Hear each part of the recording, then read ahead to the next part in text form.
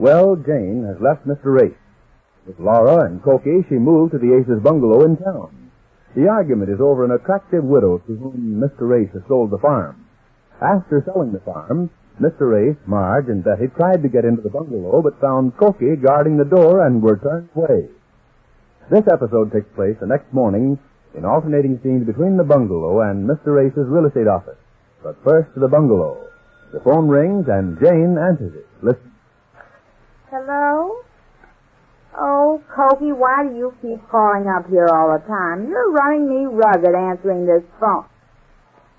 Yes, I know, but I'll bet this is the 10th time you've called up if you're a day. I can't be... Oh, who asked you to shadow him? Who do you think you are, Sherlock Holmes? Well, all right, then. From now on, you make your reports to Laura. I'm not going to be... Well, Cokie, I hate to get sarcastic and do this, but... There, I hate to do it, but from now on... Laura, why don't you answer this phone when it rings? Did you call me, ma'am? Yes, I called you. Can't you hear this phone ringing? Why don't you answer it? Well, I was going to, but I heard you talking. And besides, I knew it was Cokie, and I didn't think it was important. I'll say the word is not important. That's the 10th time he's called up today. And all he says is, Cokie reporting, all's well. Yes, ma'am, he's trailing the mister. Well, who asked him to? I'm sure I didn't. Who asked him to stand downstairs in front of the office building and watch everybody that comes and goes? And suppose he does come up to see him, or he goes to see her, or vice versa. Who cares? I'm sure I don't. Do I? Well, if you'll pardon the expression, ma'am, I think you do.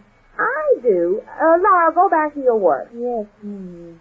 I declare a person asks a person a question around here, and just because a person says this is... Laura, stop talking behind your back. Yes, ma'am. What did you say just now? Well, ma'am, I just said you asked me a question, and I answered you, that's all. Well, you got the wrong answer. You know I don't care what he does. That's not what you were saying this morning, ma'am.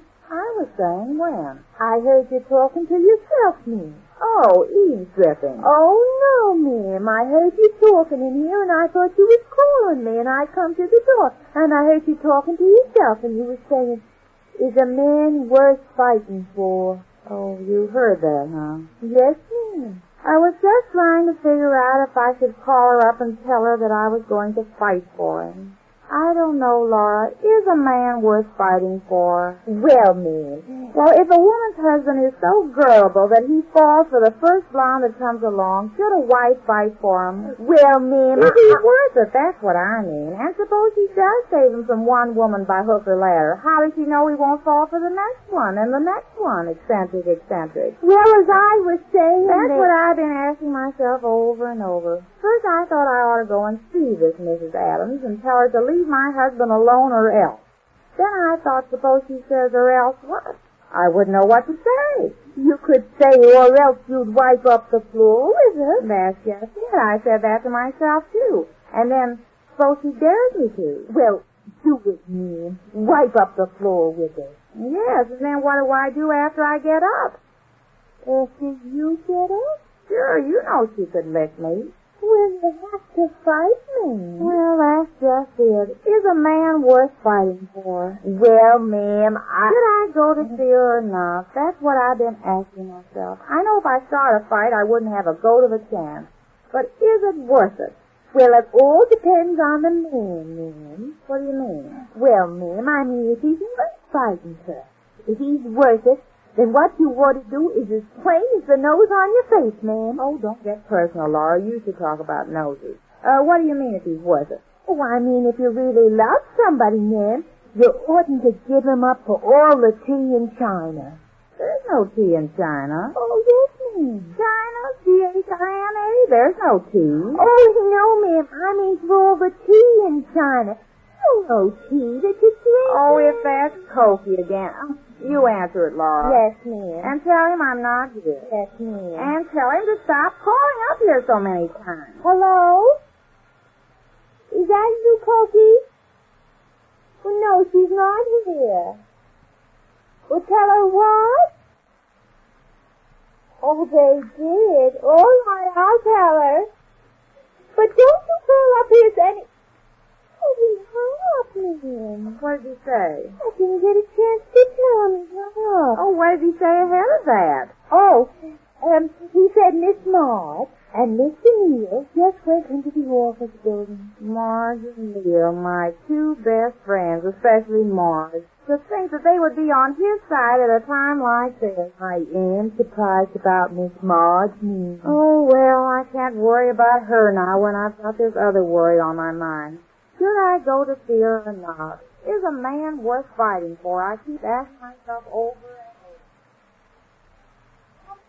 You just sit down long enough to listen to two well-meaning I don't want to sit down. Don't bother me. Why don't you two go away? The man's going to be difficult, Marge. Yes, I see he is. What do you suggest? Well, first a little persuasive talk, then if that fails, half Nelson. Oh, why, half Nelson. Why not give him the word? I think we'd better try to reason with him first, peaceably. He looks wild to me. I don't think there's any reason left. Now, look, you two, Kitty. You just run along. I'm not in the mood for clowning, and I'm certainly not going to stand for you two interfering in my affairs. Oh, the man admits the fair. Pretty bad case, I called it. Isn't this awful? Will you two go away? Now, look, my friend, we're here to help you. I was afraid of that. I don't want help. If she's silly enough to believe the things she does, she can go on believing them. I don't care. Oh, but I do. If you think I enjoy being thrown out of my comfortable room at your modest little bungalow, you're mistaken. I want to get back.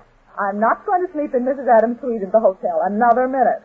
The idea of that woman buying the farm on the spur of the moment and turning us out. The idea of you letting her. Oh, did I know that Jane had run off to the bungalow? Didn't I think we could move right back into it? Now, this bickering isn't getting you anywhere. Why don't you listen to this little plan I've concocted and give me your okay? I won't okay anything. Well, at least you'll listen. Marge and I thought this up, and we're going through with it.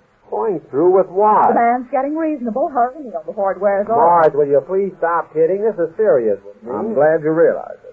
Now, the thing we have to do is to make Jane see the truth. And I'm going to make her see it. Oh, but how? She believes the worst. Let her go on believing. Now, that isn't nice. The thing to do is to make her see the light. Now, I'm going to run out to the farm and explain the whole thing to Mrs. Adams. And I'm going to bring her back to town with me and make her explain it to Jane. Everything that's happened. Well, I don't like Mrs. Adams mixed up in It's this. the only what way. can you lose? You've sold the lady the farm. She can't back out. She's paid for it. Well, she won't want to get involved in explaining something to Jane that didn't even happen. You leave that to me. I think with my charm I can persuade the With lady. his infinite charm. Yes, thank you, my dear. With my infinite charm, I can make the lady see that he's innocently responsible for breaking up a man's But it home. sounds so silly, especially since it's so ridiculous. Of course, that's just the point. I'll make her see that it'll only take a few words from her to make things right again. How about it, Ace? Let him do it. Let him. I can't stop him. Good. Then I'm commissioned? Well, if you think it will do any good, Of Neil. course it will. Between Neil and Mrs. Adams, they shouldn't have any trouble making Jane see she's worried about nothing. I can't get over her. Imagine her even thinking anything like that. I wonder if she's worth making this fuss over. Oh, Ace. Oh, I mean, if she's going through life suspecting things like that. Well, she won't any more, not after Mrs. Adams explains it to her. Of course, she'll see how silly she was. And I'm going to have her apologize to me if it's the last thing I We'll do. attend to that when the time comes. In the meanwhile, you, young man, off to the war. Go on, wish me luck. You call me and let me know the minute everything's straightened out, I will you? will. So long, Ace. So long.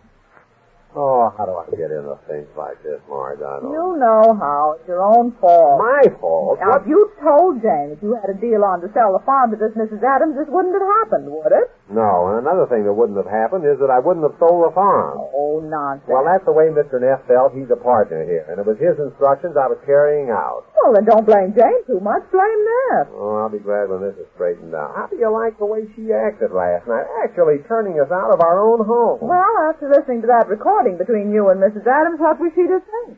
Sounded as if you were plotting to get her out of the way, didn't it? Oh, I never dreamed. Well, I tell you, I'm really considering the question whether it's worth straightening out. Now, That's all. stop talking like that. You know it's going to be eventually. Yes, maybe after a struggle. And isn't she something to struggle for? Come on now, isn't she? Oh, well. Close enough to a yes, I suppose. Now, you leave the rest of it to Neil. He'll have it all fixed up by tonight. Worth fighting for, and I did fight for him, and I got him back. He's going to be very conceited from now on to think that I would fight for him. Yes, ma'am. I guess he would. All men are conceited, I guess. I don't know if I should see her or not. Do you think I should? Well, it's like I said, ma'am. If you think Oh, who's that now? I'll answer it, ma'am. It's probably Cokie again. Well, if it is, I'm going to get good and mad. Why can't Hello? Yes, him. Oh, let me talk to him. He doesn't even say hello. He just says, Cokie reporting. Hello, what do you want, Cokie? Why don't you stop So what? You went out alone and left Marge up there. So what? Well, if you're wondering where he went, why didn't you trail him? No money for a taxi. Well, what did you do with that dollar I gave you this morning? Well, who told you to spend all those nickels for phone calls? It serves you right. If you can spend $1 on telephone calls, there's no use talking. Now, you come right back here and behave yourself. Goodbye, then. Spend $1 for phone calls. $1? Well, he didn't call up here that many times. No, but every time he goes to the drugstore to use the phone, he says he hates to go out without buying something. So he's been buying ice cream cones and chewing gum and, he's going to get sick. Did he say Mr. Neal left the office? Yes, and Marge stayed there. So what? I don't know what it's all about. Well, besides, I've got worries of my own. I wish people would leave me alone so I can think things over. Should I go to Syria or not? Well, ma'am, it's just like I said, ma'am. I'm not asking you, Laura. But you just said should you go to Syria. I said it to myself, and when I want an answer, I'll give it. Yes, ma'am. Now, you just leave me alone, will you please? You just go ahead and do your work. Yes, ma'am. I declare how some people can enjoy talking to themselves they can't understand for the life of them. Oh, I don't know. To see or not to see, that is the question. As the melancholy Jane goes into her soliloquy, little does she know that she's going to see the widow, whether she wants to or not. That is, if Neil's plan works. All of which we learn when next we meet the Easy Aces.